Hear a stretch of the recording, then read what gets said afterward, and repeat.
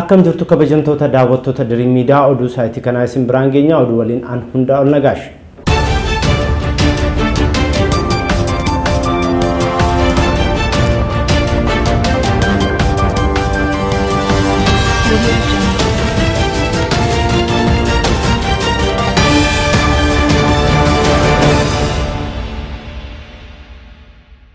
Manguddoon biyyaa Obbo Hayilee Gabree waldaan hojii gamtaa utubaa jiruuf jireenya hiyyeessaati jedhan.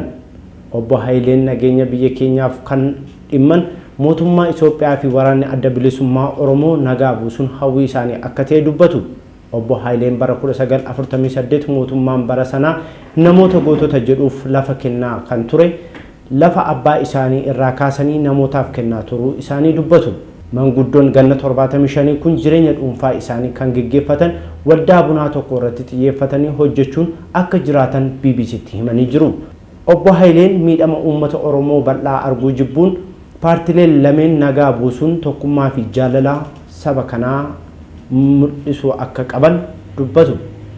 Pirezidaantiin mootummaa naannoo Oromiyaa Obbo Shimallis Abdiisaa Itiyoo Telekoom mooraa yaadannoo Adawaatti argamu daawwatan. Erga daawwataniin booda dhaabbatichi tajaajila si'ataa fi ammayyaa kennaa waan jiruuf hojiileen hojjetaman sadarkaa isaa gamaggamuu fi kallattii kaa'uu akka qaban ibsaniiru. Dabalata oduu kana Simboo Ayyaana akka taanutti dhiyeessiti. Pirezidaantiin mootummaa naannoo Oromiyaa Obbo Shimallis Abdiisaa qaamolee mootummaa waliin ta'uun giddugala Itiyoo Telekoom mooraa Adawaa keessatti argaman daawwatan. Giddugalichi bara hundeeffama sarraa eegalee jijjiirama intarneetii biyya keenya keessatti gahee olaanaa kan taphatee fi yeroo amma hanga 5G irra gahee jiraachuun ibsame. Kaayyoon daawwannaa Itiyoo Telekoom dhaabbatichi hojiilee isaa keessatti adeemsaa fi bu'aa hojii inni keessa darbee teknooloojii yeroo amma irra jiruu fi dhaloota barsiisuuf hojii hojjetu irratti namni kamuu onnatee akka hojjetu taasisuu fi yeroo amma teknooloojii addunyaa keessaa akka gahe hubachiisuuf ta'uu ibsame. Pirezidaantiin mootummaa naannoo Oromiyaa Obbo Shimallis Abdiisaa dhaabbata Itiyoo Telekoom erga daawwataniin booda dhaabbatichi tajaajila si'ataa fi ammayyaa hawaasaaf itti fufee akka kennuu fi hojiilee dhaabbaticha sadarkaa inni irra gahe gamaggamuu fi kallattii isaa kaa'uudha jedhanii jiru. Hordoftoonni amantaa kiristaanaa guutuu wangeelaa kumaatamaan lakkaa'aman daandiitti bahuun lallaba wangeelaa geggeessuuf yeroo bahan qaamolee nageenyaatiin reebaman. Dilbata darbee waxabajjii 2024 hordoftoonni amantaa kiristaanaa magaalaa Mattuutti daandiitti bahuun lallaba yeroo geggeessuuf jedhanitti reebichi poolisii fi milishaa magaalaa Mattuutiin amantoota kana irratti raawwatameen namoonni 20 hanga 30 ta'an miidhama hamaa irra gahuun himame.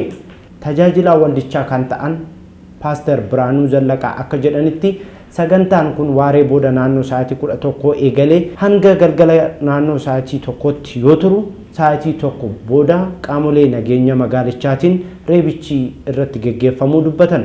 Dhalataan Kuyaaraa waan doolaara miliyoona 3 uffadhaa jiran. Namichi maqaan isaanii Darguu jedhamu hojii dhuunfaa isaanii baala warqee gurguraa kan turan jijjiirama yeroo dheeraa booda uffannaa warqee qabuu fi faaya mormaa diyaamandii irraa hojjetame uffachaa jiraachuu ibsamee jira. Dabalata oduu kana simannee darajaa akka taanutti dhiyeessi. Obbo Darguun jalqaba hojii qonnaa hojjechaa turan irraa daldala xixiqqaa eegale. Addunyaan daldalaa kunis baadiyyaa caalaa magaalaatti carraa guddachuu akka jiru waan hubataniif Kuyeeraa fi Shaashamanneetti daanga'uurraan gara caalutti maluu akka filatan himu. Adaamaan yeroo sana yoon dhufu akka nama biyya alaa ba'eetti natti dhaga'ame. As dhufee jennaan deebi'uu hin barbaanne. Adaamaatti nama jalatti qacaramee hojii jalqabeen birrii 5,000 kuufadhee jennaan hojii meeshaalee moofaa bituu jalqabee jedhan. Maashinii bitadhee jennaan yeroo duraa girgiddaa namaa jalatti jalqabeen booda bara 2000 teessoo xixiqqoo hojjechuudhaan haalaan beekameen hamma warshaa guddaarra ga'een jira jedhan. Namoonni baay'een ani abbaa qabeenyaan ta'a. Abbaa qabeenyaati. Gaafa ati jettu akka of jajaatti fudhatu. Kun of jajiinsa miti. Sammuun kee yaada qabeenyaa yoo guutte yaadni kee hundi garas ta'ee milkoofta. Sammuun keen sodaan yoo guutte ammoo achuma teessee aftaa jedhan. Akka Obbo Darguun jedhanitti Itoophiyaa keessatti uffannaa gatii qaalii akkasii baasu uffachuun hedduu waan hin baratamneef jecha waan namootni hedduun irraa dubbatan ijoo dubbis ta'ee ture. Isaan warqee fi daa'imandii gatii ilma namaatii gadi akka ta'an namni akka baruuf jecha faayawwan qaalii akka fayyadamu na taasise. Warqee fi daa'imandii ammas nan uffadha. Borus nan uffadha. Fuulduraan mana warqee fi daa'imandii ijaarus nan danda'a ta'a. Itoophiyaatti namootni qabeenya horatan dhokatanii jiraachuun qabeenya qaban illee himuuf sodaa qabu kan jedhan Obbo Darguun isaan ammoo waan baratamee kana keessa akka hin jirre himu. BBC gabaase. Waggoottan shanan darban godaantonni Itoophiyaa kaaba Jibuutii magaalaa Aboot keessatti hedduun sababa dhidhimuu bidiruutiin awwaalamaa jiraachuu godaantonni dubbataniiru. Akka godaantonni jedhanitti daa'imman waggaa 8 dabalatee namoonni baay'ina 33 ol ta'an torbee kana qofa sababa dhidhimuu bidiruutiin lubbuun isaanii darbuu BBC'tti himan.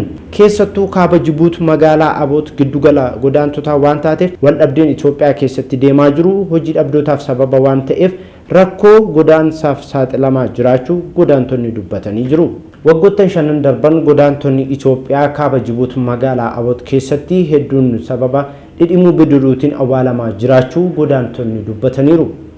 Akka godaantonni jedhanitti daa'imman waggaa 8 dabalatee namoonni baay'ina 33 ol ta'an torbee kana qofa sababa dhidhimuu bidiruutiin lubbuun isaanii darbuu BBC'tti himan. Keessattuu kaaba Jibuutii magaalaa Aboot giddugala godaantotaa waan taateef waldhabdeen Itoophiyaa keessatti deemaa jiru hojii dhabdootaaf sababa waan ta'eef rakkoo godaansaaf saaxilamaa jiraachuu godaantonni dubbatanii jiru.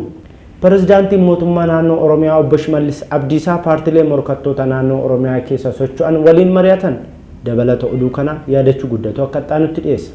Paartiin badhaadhinaa hojiiwwan misoomaa waggoota shanan darban hojjeteen hooggantoota paartiilee siyaasaa naannoo Oromiyaa hirmaachisuun torbee tokkoof daawwachiiseera. Pirezidaantiin mootummaa naannoo Oromiyaa Obbo Shimallis Abdiisaa fi itti gaafatamaan paartii badhaadhinaa Oromiyaa Obbo Fiqaaduu Tasammaa daawwannaa kana irratti argamuun ibsa laataniiru. Morkattoonni siyaasaa gama isaaniitiin daawwannaa erga xumuraniin booddee yaada kennaniin warraaqsa dinagdee waggoota shanan darban biyyattiin taasifameen warraaqsa dinagdee cimaa keessa jiraachuu himaniiru. Pirezidaantiin mootummaa naannoo Oromiyaa Obbo Shimallis Abdiisaa gama marii biyyaalessaanii ciminaan hojjetamaa jira jedhan. Paartiileen karaa nagaa irraa meeshaa filatanis karaa nagaatti akka deebi'anii fi waamicha dhiyeessaniiru. Nageenya waaraa mirkaneessuu fi hiyyummaa hinjifachuu fi dimokiraasii dagaagsuun dhimma filannoo hin qabnes jedhaniiru. Obbo Fiqaaduun gama isaaniitiin rakkoowwan nageenyaa furuu fi mootummaan kutannoo qabaa jedhan. Paartiileen morkattootaas obboloota keenya jechuun amanas jedhan. Kanaafis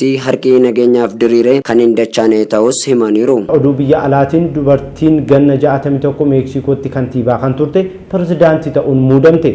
Dursituu kan taate Kilaawadiyaa Sheenbaa'um injifannoo seena qabeessaan pirezidaantii dubartii jalqabaa Meeksikoo ta'uun filatamte. Dabalata oduu kana akka itti qindeeffannee isin biraan geenya. Aadde Sheenbaa'um akaakayyuu isaanii Yihuudoota haadha isaaniitiin naazii jalaa baqachuun Bulgaariyaa irraa gara Meeksikoo kan godaanan yoo ta'u gara siyaasaatti osoo hin seeniin hojiin isaanii duraa saayinsistii ta'uun hojjechaa turani.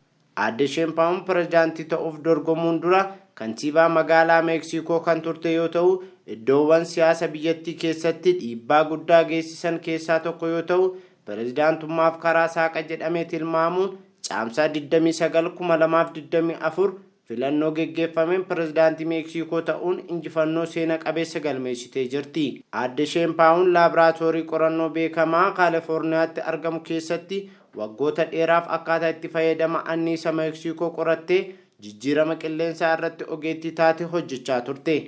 Dubartiin ganna 61 Aadde Sheenbaa'um Aadde Gaalvez waliin wal morkii taasiste sagalee %58 hanga %60tiin injifatte kun dubartoota Meeksikootti jijjiirama galaanaa ta'uun ibsame. Pirezidaantii haaraa ta'uun kan filatamte filattoota miseensa Koongireesii Meeksikoo hundaa fi bulchitoota kutaalee 8 itti gaafatamaa mootummaa magaalaa Meeksikoo fi qondaaltota naannoo 1000 lakkaa'aman filachaa turuun isaanii ni beekama.